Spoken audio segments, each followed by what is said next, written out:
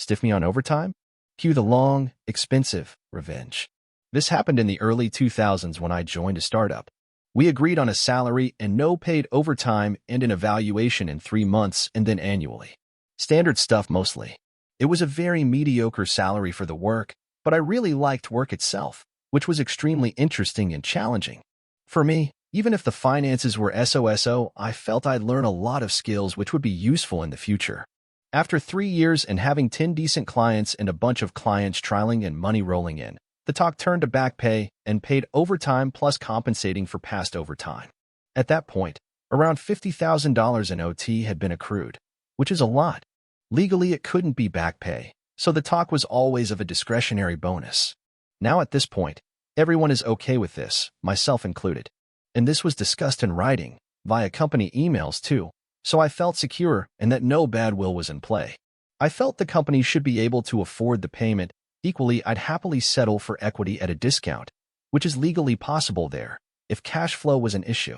The discussions about back pay, possible equity, and now started to drag on, and I was getting irked by this. In the end, I was made an offer of equity, which meant the company valuation was far beyond anything reasonable, in the hundreds of millions, and I'd get a minuscule stake.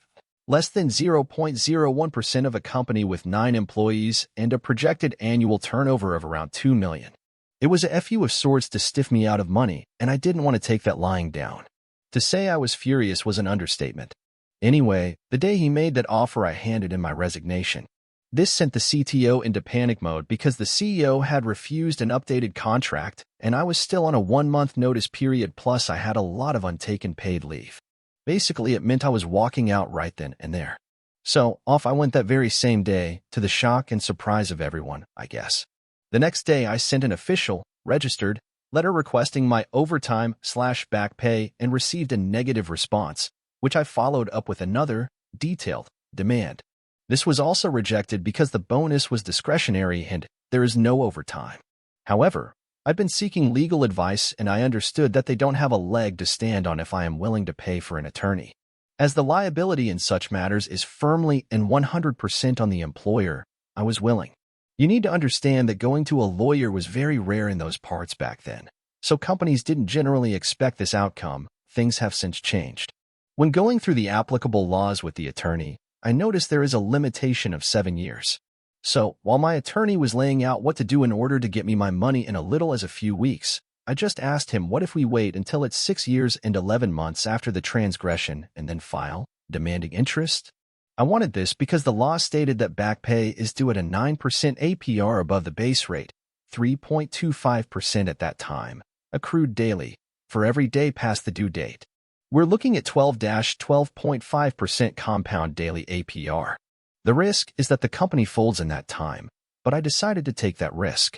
I sent one final letter stating that I expect all the owed and accrued amounts to date to be paid immediately. Of course, nothing happened. For the next few years, life rolled on. The company did grow and become a known player in the area. When the time came, I found an attorney and started the case. We had copies of all the communications, copies of the registered letters and responses. The back pay demanded now, including interest, was $112,000. What I didn't know was that in addition to this, that there are fixed penalties for each instruction to perform uncompensated overtime. The total demand was something like $135,000. To say that the CEO, who was still CEO, lost his shit would be an understatement. I got a very verbally abusive phone call which I dutifully recorded, as it wasn't completely unexpected, and was added to the filing. The CEO fought, or tried to, but when the judge heard the phone call, he took an immediate dim view. Reading through all the communication just put more nails in the defense's coffin. The judge just ruled and instructed the company to pay immediately and without delay, and also ordered the company to pay all my legal costs. They also got a full audit from the Department of Labor. The company paid up a week later. To add insult to injury, the evening of the court's decision, the CEO apparently got very drunk and crashed his car into another vehicle while drunk.